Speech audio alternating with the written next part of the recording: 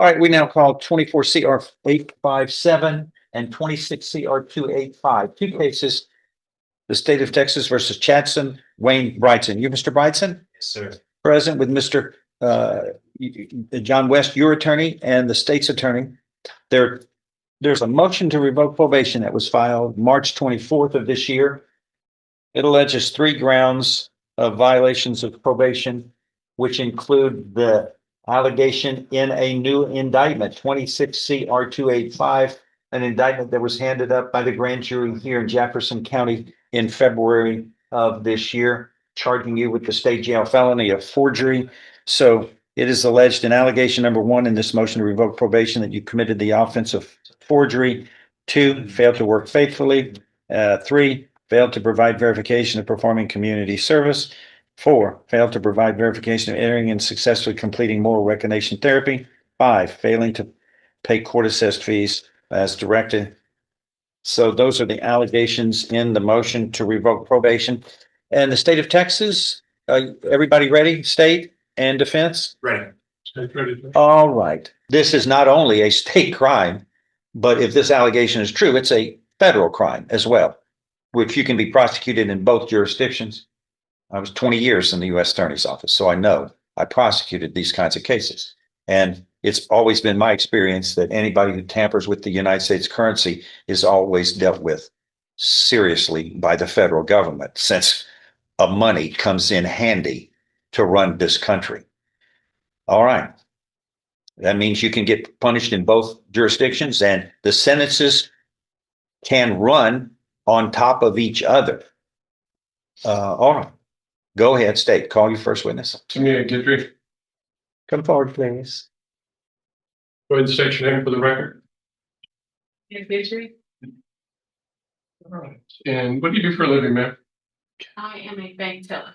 And where do you work? DuGood Federal Credit Union. Were you working there back on January 13th of 2026? Yes, sir. As a teller, what are your job duties?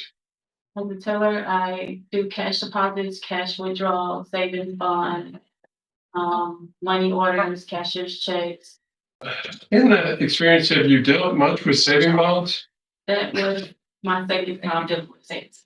So kind of out of the ordinary, right? Yes, sir. So before I called you about coming to testify, did you individually remember this particular day? Yes, sir. Kind of stood out from your out of the ordinary, Yes. Your day-to-day experiences, I would guess. All right. Did you on that occasion deal with a customer by the name of Chadson Brightson? Yes, sir. Do you see him here in the courtroom? Yes, sir. Can you point to him and identify something that he's wearing? He's over there wearing orange. And where the record reflects, she's identified the only individual in the courtroom wearing orange, which is Chadson Brightson. The defendant in this case. Yes, sir. Yes, it will show. May I put you with us? Yes. All right. I'm going to paperclip this item after I show it to you, ma'am. I'm going to show you a 2-page document that I've entitled States Exhibit 2. Have you seen this document before? Yes, sir. What does it appear to be before we get into its actual So writing? it appeared to be a savings bond.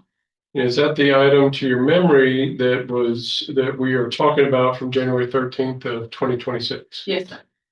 Does it, and he presented that item to you that day? Yes, sir. And this is the item that you dealt with? Yes, sir. Did you ultimately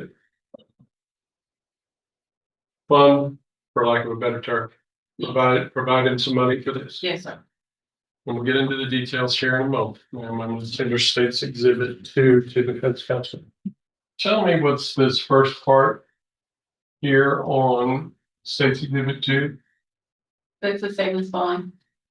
So I know it's kind of obvious because most of us have seen that. Mhm. Is this the document that, or the item that was presented to you in order to get reimbursed?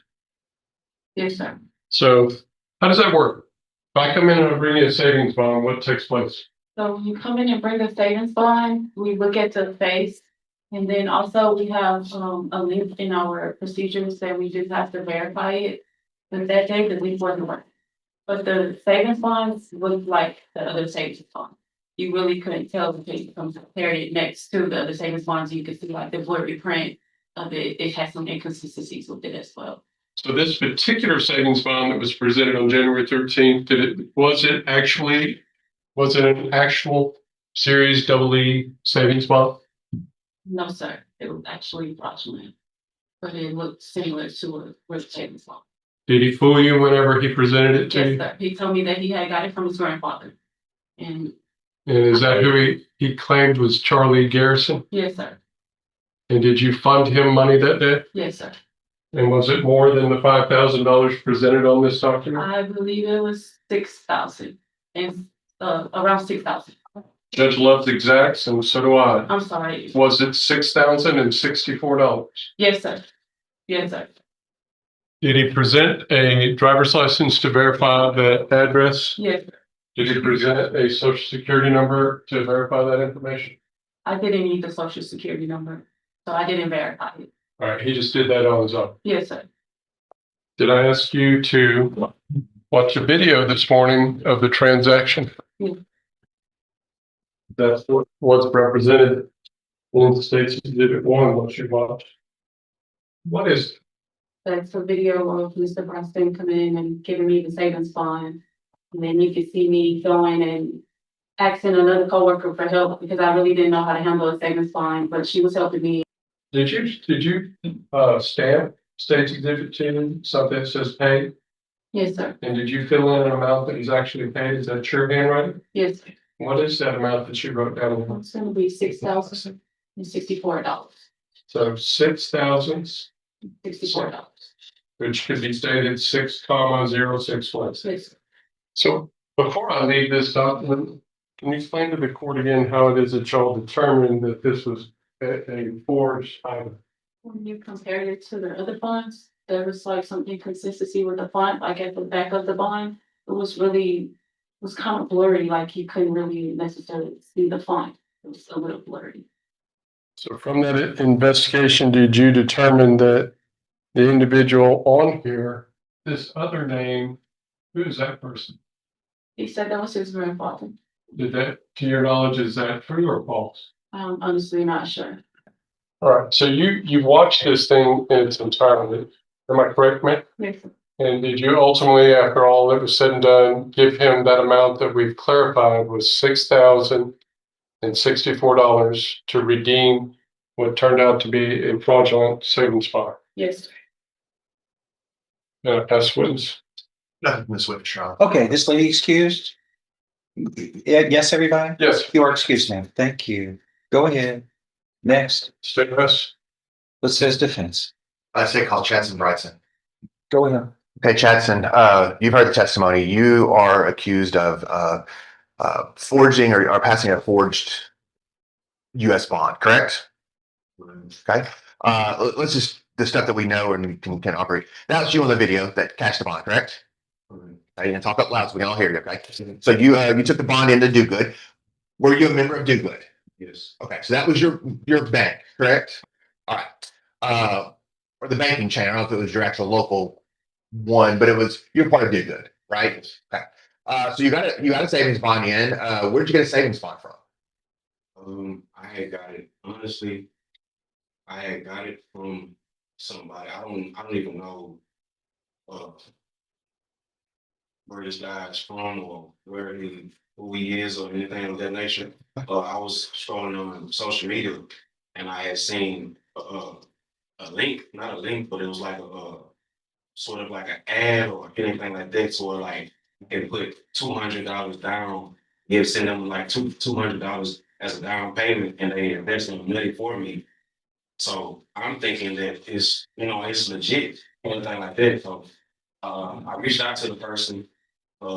And I didn't even know it was a person at first. It said at the bottom it said send a message. So I sent the message. So you thought it was a company? So I thought it was a company. Okay, So at the bottom it said send a message. So when I sent the message, a person, Sergio, somebody, I don't know his last name, but I remember the guy's name was Sergio. When he sent me a message, he told me to take his number. So when I took his number, we exchanged the numbers and everything like that. Do you have telephone numbers? Yes. Okay, keep going. We exchanged telephone numbers. So when I called or texted him, I said, "Hey, this is me. This Chaston, this woo." So he's like, It's like, when do you want to start working? We can start working now. Like, give me your first, last name and all this stuff like that. So I'm like, man, is this cool like that now? I'm legit, like, man, I'm legit. He showed me everything to make me believe that everything was legit and real. So I trusted his word. And whenever I gave him my information, he said that he was gonna reach back out to me in about 2 weeks. So Did you give him at that point money? Did you give him money? yes, I gave him money. I gave him $200. Did you like send it electronically or something like that, or give him a credit card? How'd you give him money? I sent it electronic. I sent it electronic. Okay. So you sent him money, and then about 2 weeks later, he reached out to you. Yeah, he reached out to me about 2.5 weeks, 2.5 weeks later. So when he reached out to me, it's like, hey, where are you? Like, where are you? I haven't checked. I haven't checked everything like that. I haven't checked all that. So I told him where I was, and he came met me. And, So in person, this was he came met me in person. Okay. So long story short, after I left the bank, when we left the bank and everything like that, he charged me for that though. So some more money. So I had to give him the rest of the money. I only gained $2,000 out of it. Okay. So So he gave you the savings bond, and you cashed it, and you gave him part of the money. Is what it was. yes. I gave the rest to him. He said, I guess I don't know if he tried to scare me or anything like that, but he said that there's been people that's trying to get over on him. So if I was one of those guys that was trying to get over on him, he would call the authorities. So he tried to make it seem like he was really a legit businessman. So if you took all the money and just left, not giving him this part. Yeah, right. Right. So Now, Chancellor, let's be honest. Now, looking back at it, it was fishy, wasn't it? it did look fishy. Yeah. Okay. But at the time, you still believed it was all legit. I believe that I don't know anything about this type of stuff, so I thought it was legit. That's not in my history. Like, I don't do things like that. I don't play with like checks and all that. I don't do that stuff. So Okay. I never knew it was fake. I thought it was all legit when he presented it to me. And you can understand why. And then this was a time whenever I looked at the ad, and this was a time where I was really going through it.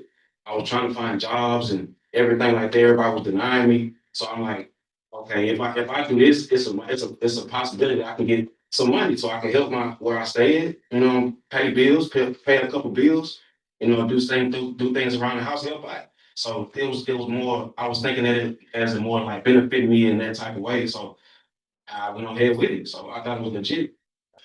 You're having trouble finding work. Yeah, I had trouble finding work. But you were trying to. Okay. And that's when you stumbled upon this ad for this easy money, more or less, correct? Yeah, right. Okay. So was your intent to, did you have the intent to pass a forged document? No, I had no intentions.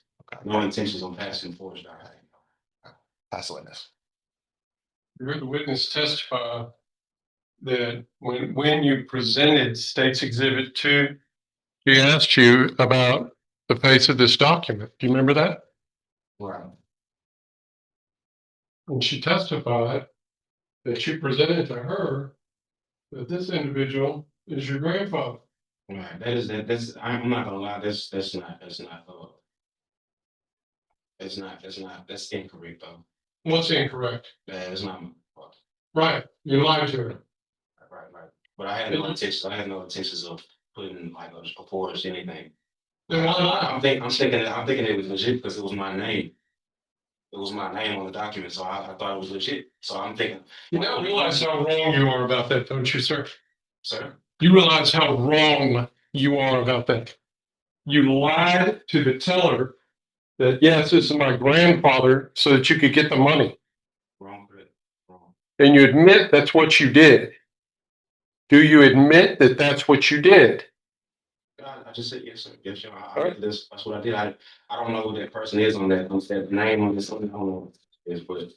But again, she did not lie to the judge when she told him just a few moments ago that when she asked you about this document presenting, that you said that's my grandfather. Right? Yeah. Did you in fact state that? I just said yes. I stated. And did you in fact state that so that you could get paid the amount of money? I mean, yeah. I mean, Right. You wanted to get the money. I wasn't I wasn't doing it for an illegal purpose. I never had an illegal purpose in my mind for. We're gonna agree to disagree about that. You got the amount of money of $6,064, correct? Yes? Now, sir, I've got documents in front of me where you were working with another individual by Micah Hanna. Who is that? No, I don't know. You don't know who that is? Never seen that person before, Dan, in your life? I don't know what Mike Hanna. So if we had video footage of you and that individual approaching this bank, same place, on January 5th, present a similar type of fraudulent bond, you don't know nothing about that, do you? So you're saying that a guy named Mike Hanna was with me on that day presenting the same type of. The same type of. Same and similar, same fraud, sir. I'm giving you a chance to either answer honestly or I will prove it. January 5th, 2026, DuGood Federal Credit Union at 3:34. You're seen on video with this individual by the name of Micah Hanna presenting this same type of bond. Sometimes people don't like to admit things until they actually see it. You remember that? I have a still photograph of you in your car outside of that. Do you want to see that to refresh your memory? Again, it's a part of your discovery. Your lawyers had it. See the still photograph of what we've been talking about on January 13th, as well as the still photograph right next to it. Where's the guy? I don't have the video. I'm showing you the still photograph. This is what I'm showing you right now. Do you remember, or are you going to admit or deny that? I remember that on that photo. Well, can you present me, Mike Hanna? Let me tell you something, sir. I'll ask the questions you do not. I remember that on the video you just showed. I remember all of that. On the same question, didn't you go to another branch of DuPont? Because I was already going that way towards Needham. So you know where I'm going. Yes, I do know where you're going. It's important H's after you got this letter on the event that we've been talking about to that branch, and you attempted to do the same thing again, did you not? Yes, I did, because I thought it was legit. Since I got the money already, I thought it was legit. You know, that's what I mean. Time out. Okay. If you think it's legitimate, sir, why didn't you present this bonds in the same time with the same teller? I understand what you're saying on that note. Good, then answer my question. Why did you not? Because I was already, I'm trying to answer you, but I'm gonna let you talk. Go ahead. I'm trying to let you talk. Go ahead. Because I was already going towards the other way, and my ride didn't want to turn around. So Who was giving you a ride? Sergio, the guy that I stated earlier. And after all this happened, I reached out to him. Number blocked, everything blocked. I couldn't even reach out to him anymore. All right, so let's go back to that. You admit that all that was just fishy. Those were your words, not mine. I made it what? Your statement on direct was that all this was fishy. Not at the end, after I realized what happened, now it looks like I'm the fool. I'm the fool because I went for that. And you admit that you lied to the teller and that you got the money on a forged document. I admit to say it again. You admit that you lied to that lady on January 13th, 2026, so that you could get paid for a savings bond that turns out to be fraudulent. The name on it, I don't know what it is though. You knew from the very beginning when you presented that document that that name did not exist. I didn't pay attention to that name. Do you admit or deny that that name did not exist? I don't know what it is. No further I don't questions. know what it is, but when I presented it. Justin, did you believe that this savings bond was legitimate? I believe what? It was legitimate, it was real. I didn't indeed. You even gave the teller your ID, correct? Okay, you weren't trying to hide who you were. Okay, gave him your social security number, Yes, everything like that. everything. Okay. I gave her everything she needed to know about. Okay, so because you thought it was all above board and all good. Right. Okay. She even what you thought verified it, correct? Right. You thought it was all good because she gave you the money and you walked away. If it wasn't legitimate, I wouldn't have got the money. That's why I was thinking. Okay. It wasn't because.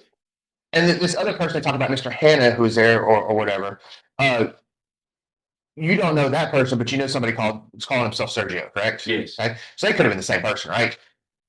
I mean, I don't know. So I'm saying you don't I know. don't know. Okay. But you were there with another individual who was coming to the bank with you, correct? Right, Okay. And that was the Sergio that you got these bonds from. right. Right. It was such a, he stayed in the car. He never got out. He stayed in the car. He was my ride. But they identified it by a different name. You don't know who it is. No, I really don't know. Okay. I don't know what's real. And I think you hit the nail on the head earlier. You were the fool in this, weren't you? Right, right. Okay. You got played. That's what it is. Anything else? No, sir. You can take your seat. Next, please. No more witnesses from the defense we registered. What's this defense, state? Any rebuttal? That's No, you're. Is it? Be seated, please. Thank you. State may go first and last. I'll wait. I want to respond to the argument. Jeff. Go ahead, defense. Your Honor, our response is, it comes down to the intent of the individual. There's no doubt, I believe, that there was a forged, false, fake, whatever, savings bond. I think there's no doubt that happened. The question becomes, did my client know about it? Should he have known about it? Sure. Somebody like us would realize there's no free money or easy money like this or something going on here or something will go wrong. But I think my client at the time in his life where he was having trouble finding a job, finding work, finding a way to keep up with everything, came upon this ad or this whatever on Facebook and got taken advantage of. And I think the reason I asked that last question there is that he's the fool in this, complete fool. He got played and he's the one left holding the bag, so to say. He's the one that did this and thought it was all legit. Like I said, he goes into the first one. It works. Then he goes and tries it again. He has a problem in one. He thought maybe they were wrong, goes to another bank and does it. I don't believe he had the intent to pass a fraudulent forged document. I don't think he's, and no offense to my client, I don't think he's smart enough to understand what happened. I think he got played by somebody who used him to make a profit, and somebody takes the fall for this. So I'd ask the court to not find that part true that he committed this crime, and does he need to pay some punishment or penalty for the things he pled true to? He pled true to the other things, knowing that even one of them can revoke his probation, but those other ones were true, and he had no problem saying those were true. But he does not believe that he committed the crime of forgery or fraud or whatever is alleged, because he doesn't believe that he committed a crime in that. He does believe that he didn't do his community service, didn't do the MRT or finish it, and was not working. Those things aren't true. But I would ask the court not to hold this new offense against him because it's just not something that he did with an intent or that he should or should not have known about. I don't think he was smart enough to understand that he wasn't doing the right thing, Your Honor. State. I'm not going to make any big leaps and ask you to do that either, Judge. The bottom line is 6 months after we get this man probation, he's in front of this teller, handing her a document and lying about it. His choice to lie and admitting does, in fact, present evidence that he had an intent to defraud and harm another. He intended to defraud her, and he got her to give him the money. And all that's by admissions. And even if he wants to hide behind, I guess, the best argument is some kind of deliberate ignorance, the best evidence comes out of his mouth. The lie he told and the admission that that's what took place. He received the money 6 months after we place him on probation. He's out there breaking the law again. I'm asking that you find it true on all those, and let's that's what the right punishment should be. Anything else from the parties? Okay. Your Honor, my client just asked if he wanted to address the court directly. I don't know if that's kind of weird. Yeah, I don't but I don't. Go ahead. Go ahead. I just wanted to, did I stand up or see? I stay seated. Stand up. Just nice. Yeah, I know I shouldn't be standing here in your court again. Last time I was here, when I had got on probation, my intent for when I was released last time was to change my whole life, my routine, my everything. I'm sincere about the life I want to live now, which is not a life of illegal activity, criminal activity, or anything of such nature. I turned myself in because of how much I want to change my life. I turned myself in on this case. I don't want to. I don't want to keep living like this. I'm tired. I'm tired. I'm sick and tired of myself. I'm sick and tired of y'all having to see me like this. My family having to know that I'm in here away from them. The family that I created, my kids. I mean a lot to them. I have support. I have support after I do. I mean a lot to them, and they mean a lot to me too. And I can't. I stood on business when I said to myself, and when I prayed to the Lord and told him, I'm done. I'm done. I just asked, I don't know how this may come out, but I know I don't have a choice.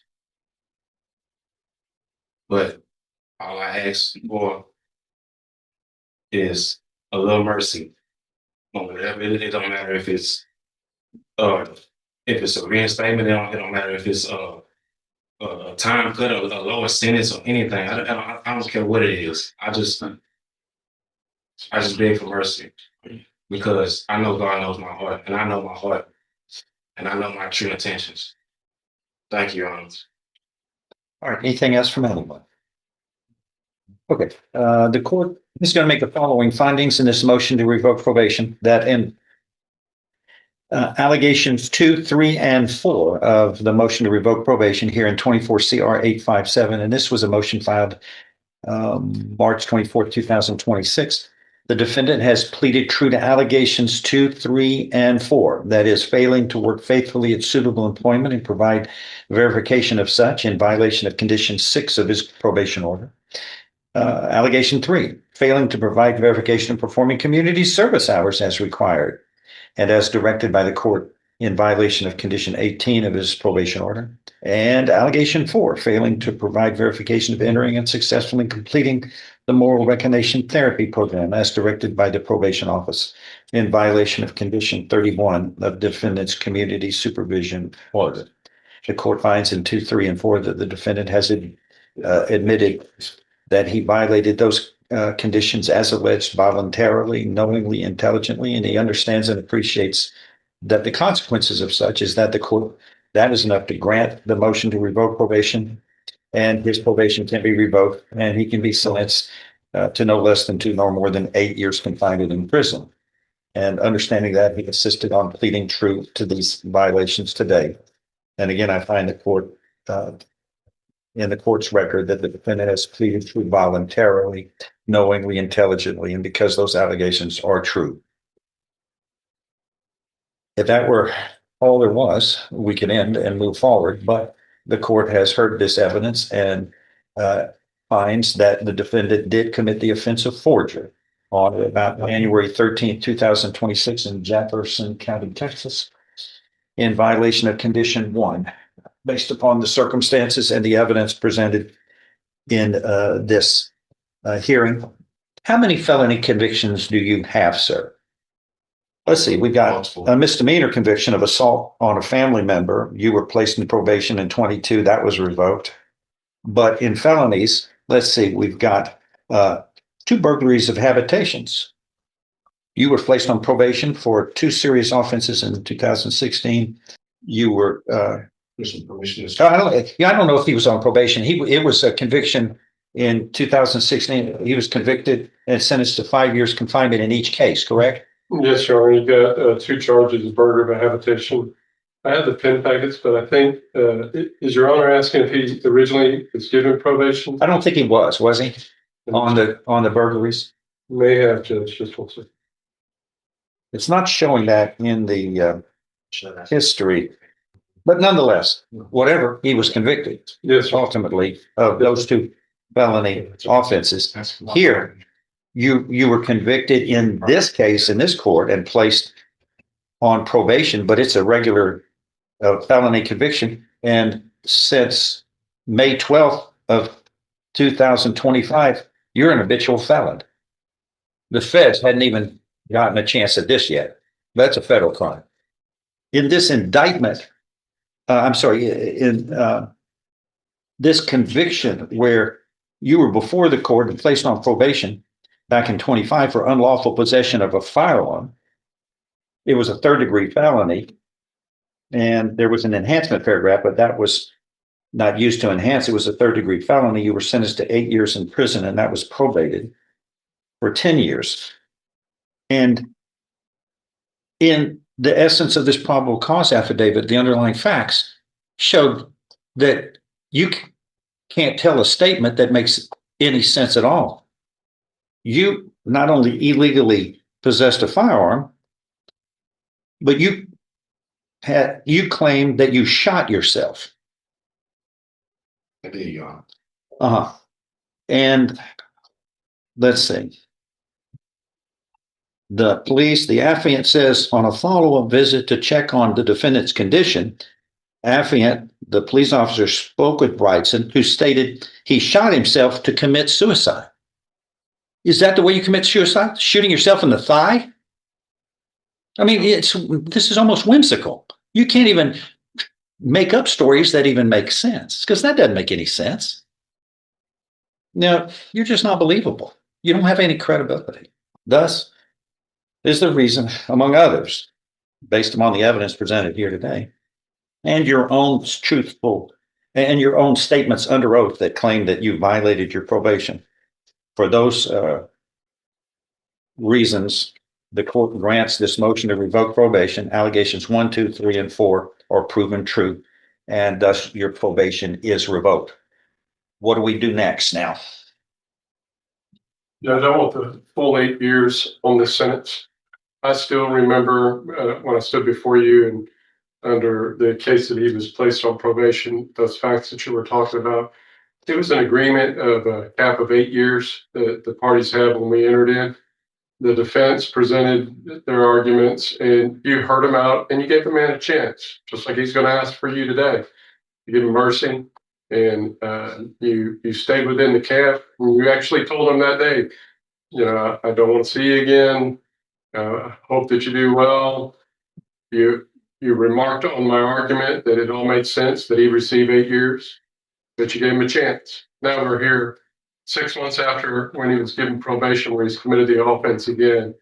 Anything less than the 8 years goes against what you stated then in the record and what I argued then in the record. Additionally, I feel like it's warranted to protect the community because he just can't seem to stop breaking the law. Outside of that, Judge, I'm asking that.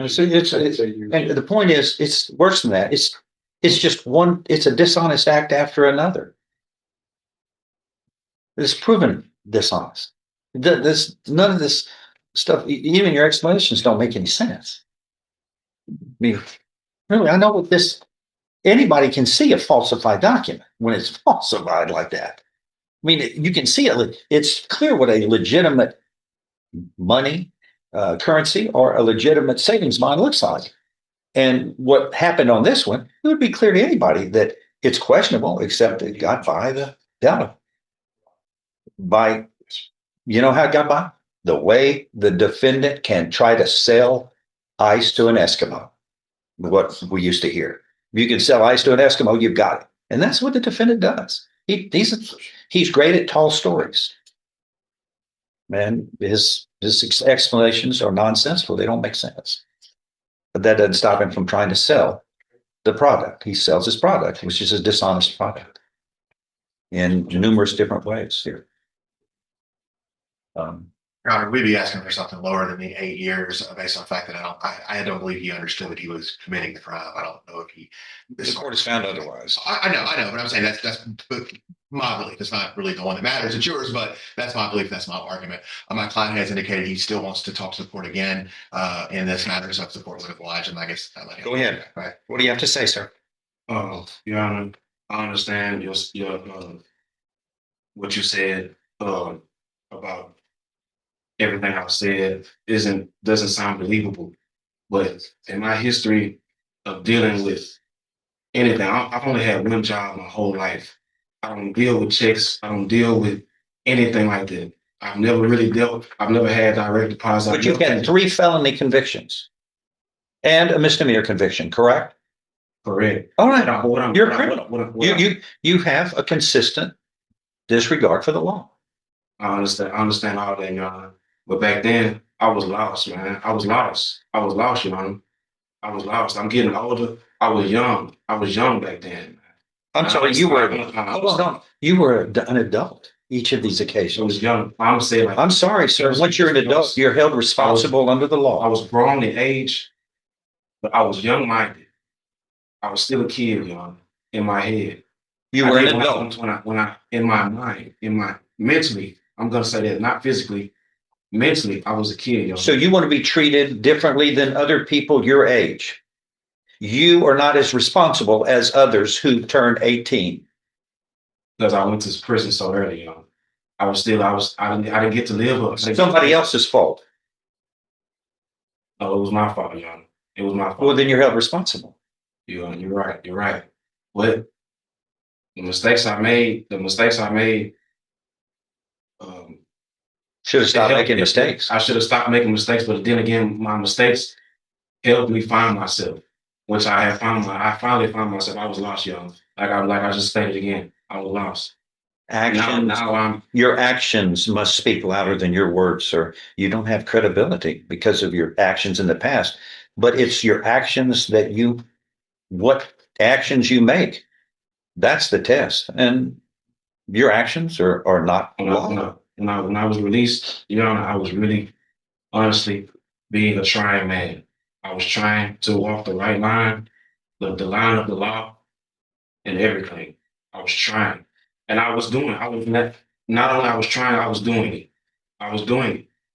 This is one of the longest times I've been released. I've been out in society because I really was trying. I really was trying, Your Honor. But you just got caught committing a crime. I understand. Not only in state, it's a federal crime to do what you did. It's a federal crime. You've committed crimes in 2 jurisdictions, which they can prosecute, by the way, and hold you accountable for that. I understand that. I understand that. I don't know if you do or not. I honestly do, though. I'm well aware. I'm well aware. But I don't know how to keep. I don't want to sound like a broken record. But man, You were an habitual felon. You're an habitual felon when you were placed on probation back on January 13th. Oh, I'm sorry, when you were placed on probation back on March 31st of 25. And I think that's when you pleaded guilty to unlawful possession of a firearm after your two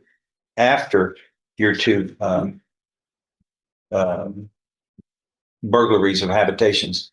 And then you were sentenced in May of 25.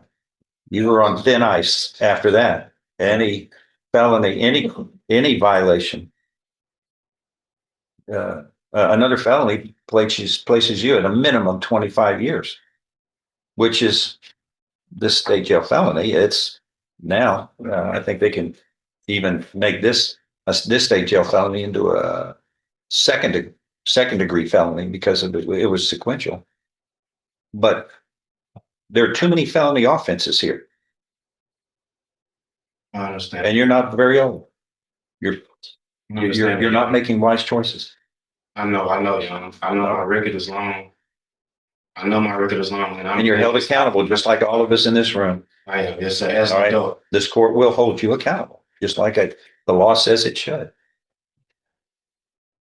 I know, John. I know that I can. I'm not just talking to you. I'm talking to me when I say this. I know that I can, even though I'm here today, and it seems like I'm proving y'all wrong that I can't be in society. I know that I can, and I can be in society. That's not the test. The test is to actually conduct yourself within the law, not to believe you can do it, but you have to apply it into practice and application and your actions. That's what dictates what goes on in this room. Right. You're right. All right. I know your decisions. I know at the end of the day, you got the last say so. So this. Look, we have a 93% success rate on probation in this court. You think I'm happy to revoke probation? I want success. We're proud of this. The national average is 75. Probation office has one of the greatest records in the country. So I hate to see a failure I know because we're proud of it. I know I can finish this, Judge Stevens. I know I can finish this. Your conduct speaks differently. And in this case, your conduct speaks differently. Anything else? All right. Your probation is hereby revoked. You are hereby sentenced to confinement in the institutional division of the Texas Department of Criminal Justice to serve a term of 8 years. You will be given credit for all time you have served in accordance with this. Fortunately, it's not an aggravated crime. Your parole will be based on a quarter, not a half, that it could be if it was an aggravated crime.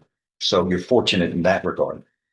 But all I've heard is a lot of talking, and this is what these files all talk about, is how you try to explain away. Like I was trying to commit suicide, so I shot myself in the thigh. And that defies physically any logic. You know what I mean? And it's part of the whole package here. You need to do better in your conduct, and you need to be more honest, period. We're in recess. Good luck. Do better. Thank you.